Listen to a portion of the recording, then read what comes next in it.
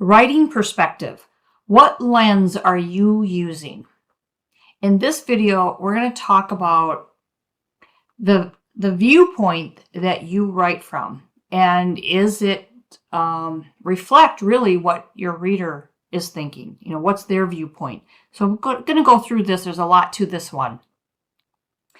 So perspective. What is perspective when we are talking about writing? This refers to the lens in which your story is told. It's your viewpoint, and it can come across because of your experiences and your beliefs and background. And these things can all play a role in how you interpret events and then how you convey that information to your reader. Perspective can influence your tone, style, and even the authenticity of the narrative. This can then affect how your reader is going to resonate with what you're saying. An author should take notice of their perspective, how you are coming across. And if you need to broaden your perspective, then be open to doing that. So there's 3 key points I want to go over. The first one is subjectivity. Since we all look at the world and life in general through different lenses, subjectivity is what offers a level of relatability to our readers, and it can provide some depth to it. Number 2 is interpretation. Because of our individuality and our own unique perspective, we can interpret things different than somebody else. For instance, if you had 3 people witness the same crime, you're going to get 3 different versions of what happened. You could probably ask a detective that question. There's all these people saw the exact same crime, but not one of them are describing it in the same way. It's because of our perspective. It's how we interpret things. Number 3 is connection. When you understand who your audience is, and I've talked about this before, and you understand their uniqueness, it can help you understand their perspective as well. Because then you're going to be able to write more directly towards your reader so that you connect with them. So there are 6 types of perspective. The first one is personal perspective. So this type is the one that we use every day of our lives. It comes out of our experiences and our beliefs, whether that's spiritual or other, emotions, values, whatever. And it can include anecdotes providing a level of authenticity or a deeply personal element that the reader is going to resonate with. Your personal perspective could be the very reason a person connects with your story.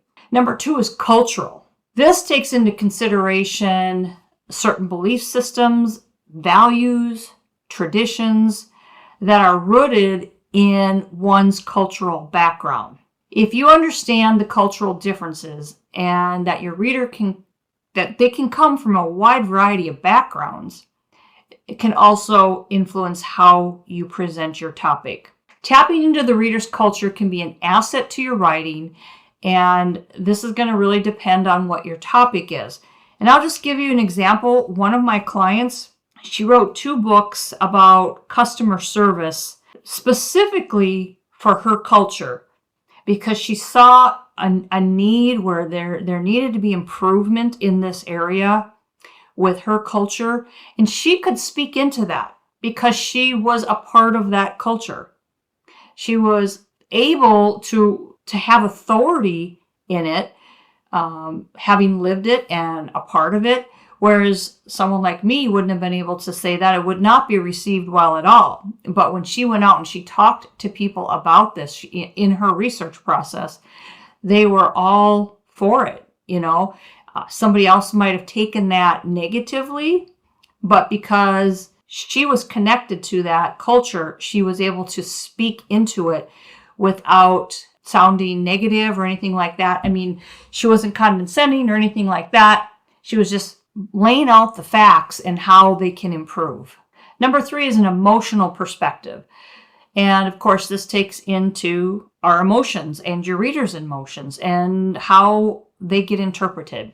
what are key elements of your topic that could spark emotion in your reader? What can you touch on? Now, you don't want to tap into emotion in the sense where you want to make them feel bad, but you also want them to relate to it. It's more about drawing them in on an emotional level, but not to a point where it's coming across as being negative, condescending, or you're stirring up some really bad stuff. It depends on your topic again, of course, and you want to touch on that very, very carefully. Tapping into emotions can be through your words, imagery, and even and especially through your own personal experiences, because again, your experience might be something similar to what your reader is going through, and they're going to relate to it better. Number 4 is rational perspective. This perspective relies on facts, logic, analytical thinking. You present the supporting data or research to help rationalize your point. But at the same time, you can still pull on that emotional appeal. As I just mentioned a little bit ago, a rational perspective is not an invitation to be condescending to your reader.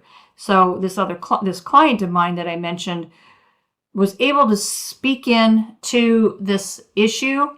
She was able to appeal on emotion, but she was not condescending. Number 5 is historical perspective.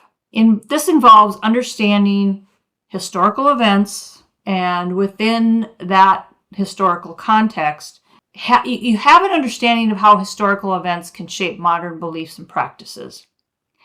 And depending on your topic, relating historical facts can help your reader to engage and understand. So let's say you're trying to compare something that's going on in society today and then compare that to what happened in history, 100 years ago or 300 years ago, whatever. And you're able to pull from history and how that's shaping, modern beliefs, modern practices, whether it's good or bad, you're able to tie the two together. Something else that you might want to consider when writing historical information is, again, who your reader is, the age of your reader. Depending on the topic, some age groups might be more interested in something than a different historical topic. So you've got to know again, it always goes back to knowing who your audience is. And then number 6 is a contemporary perspective. This addresses the current societal norms and issues. But you want to be really careful and mindful of contemporary issues, challenges society's facing, cultural shifts, and so on, because you want to make sure you're reaching your audience in the right way. And especially with current issues, it could stir up a lot of emotions. There's different perspectives. And if we have, divided beliefs on a topic, then who are you trying to reach and how are you going to present that? So you're coming across maybe neutral, or you're coming across, hardcore. You want to get your point across. It just really depends on your goal for your topic, but it's understanding your reader and their perspective on current events. So an overview of perspective is your perspective and how you present your topic to your reader is very important, but it's also important to understand the perspective of those who are going to read your book. Theirs might be different than yours. It doesn't necessarily mean they're wrong. And even if they are, you still have to be able to reach them. If you're trying to get them to understand your point of view, you need to come across in a way that is not you don't want to be condescending. You just want to be more matter of fact. So you have to understand their perspective. Two people can have the same goal in mind, but have completely different ideas on how to reach that goal. And it doesn't necessarily mean one is right or wrong. You can have different ways of reaching a goal and they both can be right. Location can also stir up different perspectives. Animals, nature, in general, there can evoke a wide variety of perspectives. You want to be willing to learn from other people's perspectives.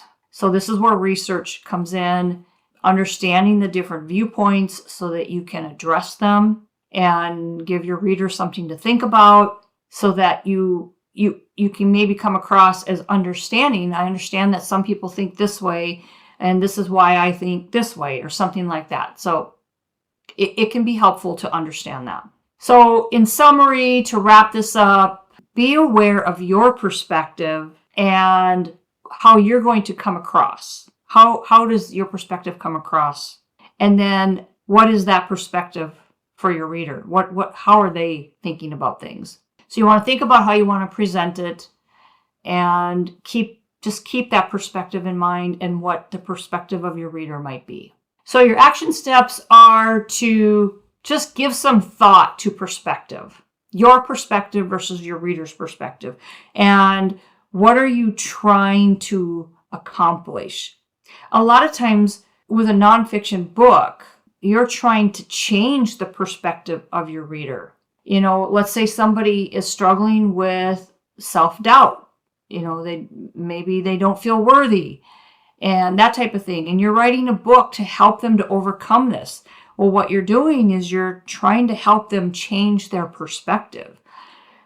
But at the same time, you still need to understand what their perspective is so that you can write to them just from a different level when you fully understand your reader. So there's different ways of thinking about perspective. So give it some thought. And, you know, do you need to do any research to help support your perspective or to understand the perspective of your reader?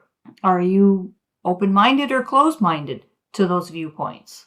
So this can be a time of reflection so that you can proceed with your writing, feeling you understand perspective, yours as well as your readers. So these action steps are almost more of a contemplative type action steps to think about this. But if you need to do a little research, then do that so that you have a really good, well-rounded viewpoint. All right, that's it for this video.